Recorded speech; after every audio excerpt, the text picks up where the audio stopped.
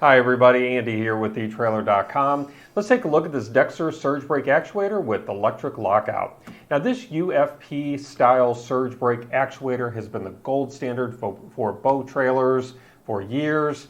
It's Weld-On, low profile design, looks sleek on your trailer.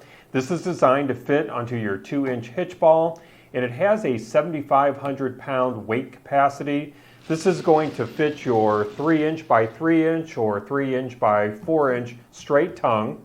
And as you probably know, this actuator will synchronize your trailer brakes with your tow vehicle brakes. And this hydraulic actuator will activate your trailer brakes when your tow vehicle slows or stops. When you apply the brakes in your tow vehicle, deceleration occurs and the momentum will push your trailer towards the rear of your vehicle. So with this surge brake system, this actuator is then triggered as your trailer moves forward while the tow vehicle slows down. The inner portion will telescope back, which applies force to the master cylinder in the back, and then that will in turn supply the necessary hydraulic pressure to engage your trailer's disc brakes.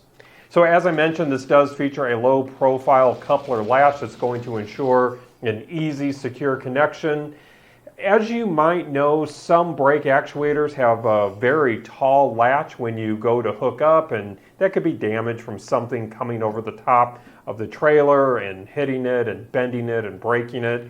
This latch is all internal, so there's nothing sticking up. And this is an over-the-center latch mechanism, which will only engage when the actuator is fully seated on a 2-inch hitch, hitch ball. And I do happen to have one here. I just want to give you a brief demonstration of how this is going to be easy to hook up. So I'm going to go ahead and pull this pin out first. The pin is tethered with a cable here. And then I'm just going to move this knob to the left here and then flip that open. And that's going to allow me to then couple on my 2-inch ball and then just go ahead and close that. And then now I am coupled on that ball. And then I'm going to go ahead and replace this pin. And this is, again, a safety pin. So even if this happens to pop open, the ball is still going to stay secured in place. So that pin's going to make sure of that. But then when you're ready to uncouple, you'll just remove the pin and then slide this up, and then you'll just be able to easily uncouple from that ball just like that.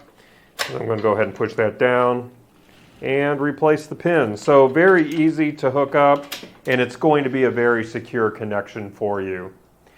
Now this does include, as you probably saw here, this breakaway cable. And so you're going to take this hook and the cable on it and hook this to your tow vehicle. So if by some chance this becomes unhooked from the ball, this cable will pull and actuate the brake cylinder back here to apply the brake. So it's going to prevent a runaway situation. This also features an electric reverse lockout solenoid, so you'll be able to back up without actuating your trailer brakes. The electric reverse lockout on this actuator is automatically activated when you shift your tow vehicle in reverse, and the solenoid wires that we have right here, they're going to wire into your trailer connector, which then connects to your tow vehicle, and then it can detect when you're in reverse. So when your vehicle goes in reverse, the solenoid is going to ensure that the hydraulic actuator does not activate your trailer brakes, thus allowing you to back up your vehicle. Now, to use this solenoid, you must have either a 5-way, a 6-way, or a 7-way trailer connector. So 5-way flat, 6-way round, or a 7-way trailer connector. But a manual lockout pin is available. It's sold separately from this, and that's going to let you manually lock out the brakes if you tow your truck with only a 4-way. So on your screen I am including the part number for that lockout pin, and I do happen to have one here just to show you what this is going to look like. So if you're only towing with the 4-way flat, you will need this pin.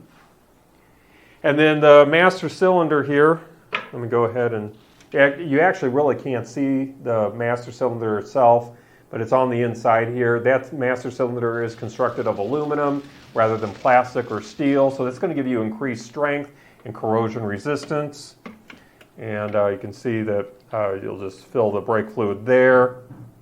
Now, a fill cap is available, which again is sold separately, and that's going to help prevent fluid contamination. And so I happen to have that part here as well, just to show you what this is going to look like. And if you decide to pick one of these up, you'll just put this on top here, and then that's just going to lock into place just like that.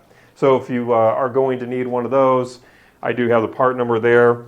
Those part numbers, as you probably know, can just be popped into the search field of our website, and then that will take you to that part that you're looking for.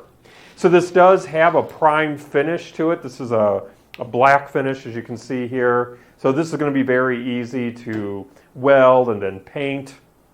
And then in case you were wondering, I want to measure the outside portion here.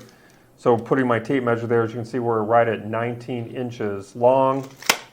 And then looking at the height, we're sitting about 4 3/16 inches tall. This is certified by the SAE for safe, reliable operation.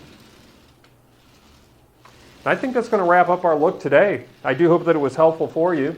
Again, my name is Andy. Thank you for joining me.